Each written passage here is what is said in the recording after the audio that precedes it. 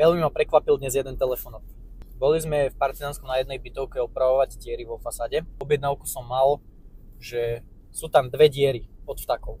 Jedna je približne v strede bytovky, druhá je na kraji bytovky.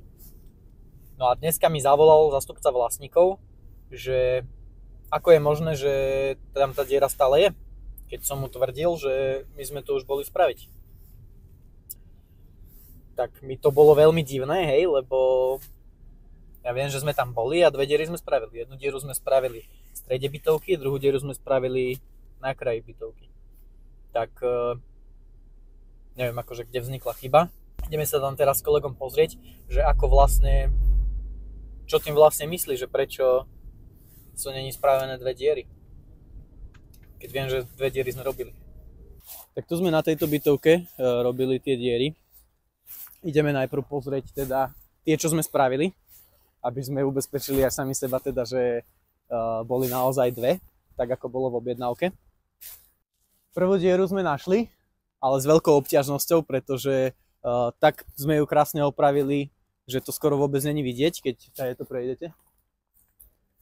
Takže prvá diera bola robená okolo týchto tyčiek, ktoré trčia z fasady. A je to veľmi pekne vidieť na videu, že úplne je to pekne opravené, pretože skoro vôbec to není vidieť. Toto je ono, toto miesto. No a tá druhá diera, ktorú sme robili, bola na tom kraji bytovky, ako bolo spomínané. A ten kraj bol úplne hentam na druhej strane, takže ideme to teraz pozrieť.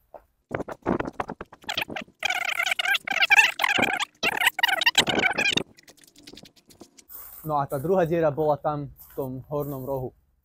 Úplne naľavo v rohu. Presne tuto v tom rohu. Je tam vidieť ten štvorček, že tam bolo niečo robené. Ale voľným okom len tak sa na to pozrieť nevyzerá, že by tam niekedy bola nejaká diera. Takže tak ako som povedal, spravili sme dve diery boli objednané. Tak musíme teraz popozerať po celej bytovke, že kde vlastne sa nachádza tá ďalšia diera, o ktorej sme nevedeli počas tých našich prác. A uvidíme teda potom, že čo si spravíme, čo nájdeme, ako to bude vyzerať. No tak našli sme naozaj aj tú tretiu dieru. Tiež je skoro na kraji bytovky teda. Tak tam vznikol teda ten problém, že sme si to neodkomunikovali úplne presne. Bolo povedané, že jedna je v strede, jedna je na kraji, ale nebolo špecifikované, že ktorá je na kraji. Teda pravdepodobne zástupca vlastníkov nevedel o tej diere na druhej strane bytovky. Tak budeme to musieť nejako doriešiť, že čo teraz spravíme s tým. Orange Slovensko.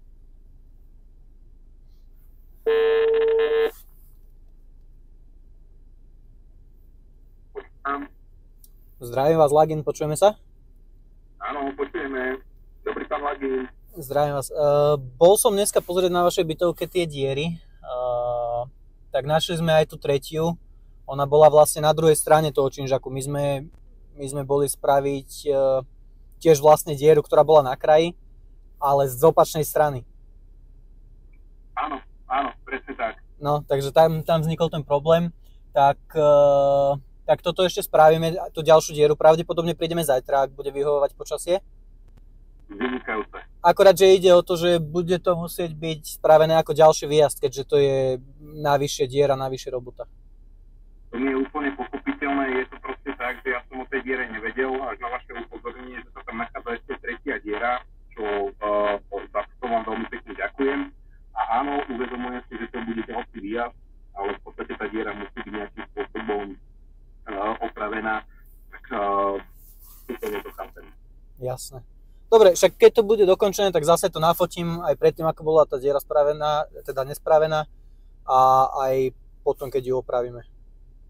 Jasné, tak ako ste mi posielali v tom e-maili tú priebežnú fotodokumentáciu, ako tá diera vyzerala, tým ja som to zo spodku nevidel.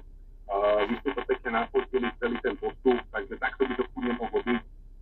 A v podstate aj tá tretia diera, keď to takto vyspraví, pošlite mi to do e-mailu a potom to začneme riešiť.